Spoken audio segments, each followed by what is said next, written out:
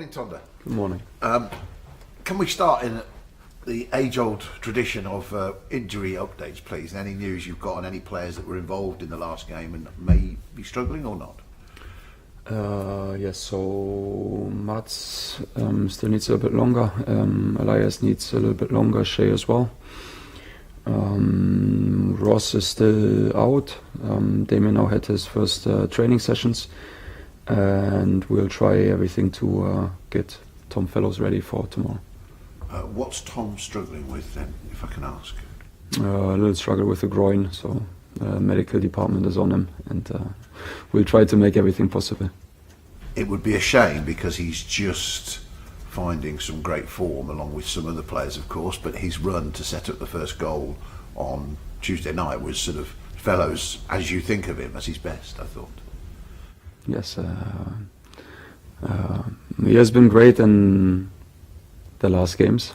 I think it's never easy when you move away from your home club for the first time. And sometimes you need a couple of weeks just to get used to a new environment, to new people around you, new housing situation. And I really think that he gets the ground running, and it's a pleasure to have him with us.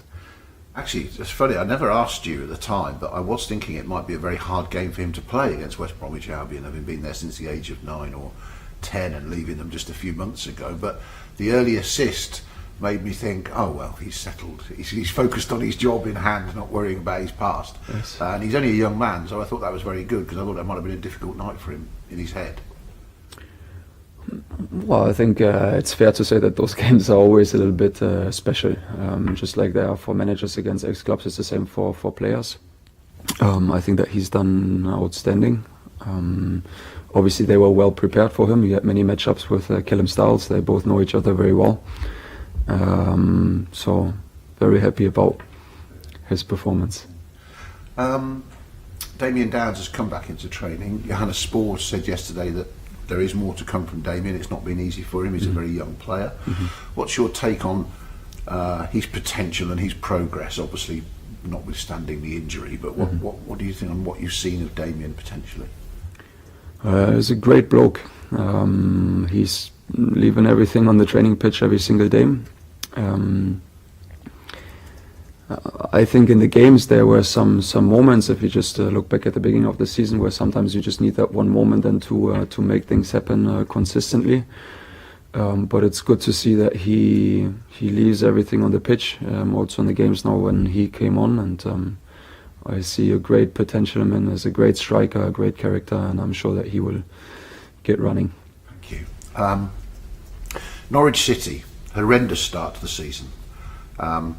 But Philippe Clement has come in and he's picked up some points at home, which they desperately needed. How do you view the difficulty of the challenge going to Carrow Road and playing against a team who've just started to get some points at home?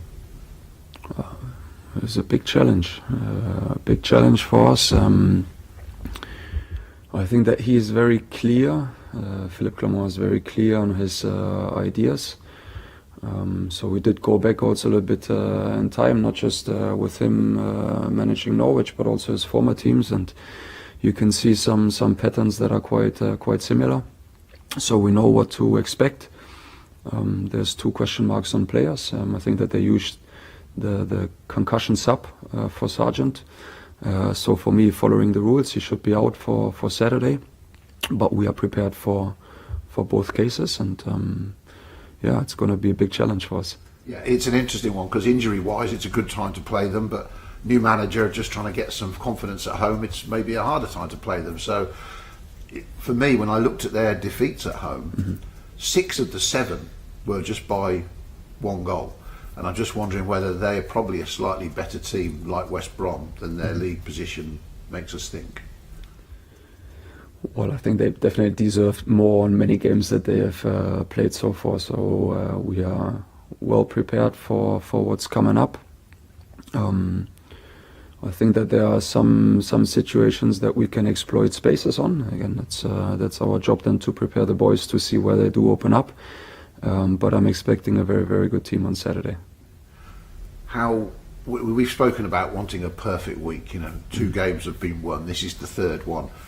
How much will it mean to get the 9 points, because you've got a whole week on the training ground afterwards, and I can't help feeling it's a big game just for that reason. We know Coventry around the corner and the Christmas games, but just from the fact that if you can have a week on the training ground with all those points in the bag, it'll be huge for you as a coach.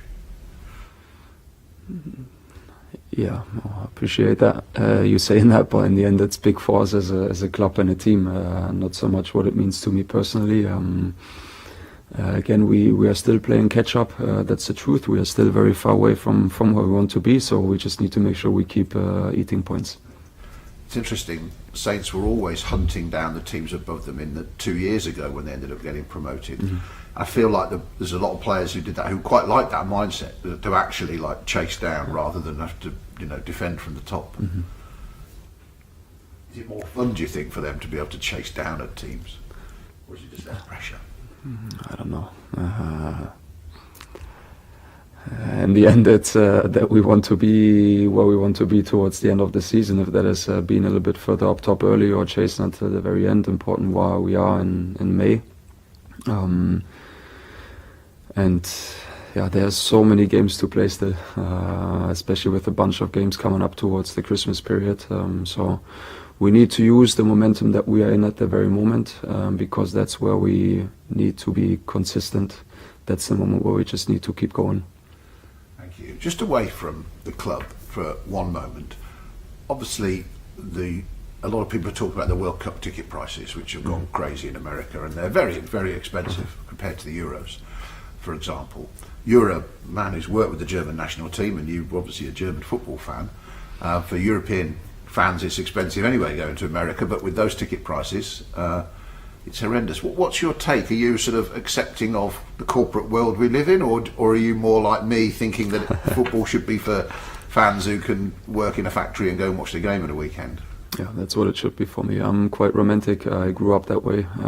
I do think that Germany actually, talking only about this aspect, is quite a good example, because it's a different way that football clubs are run, and I'm not going too much into the business side of football clubs because that's not for me to judge.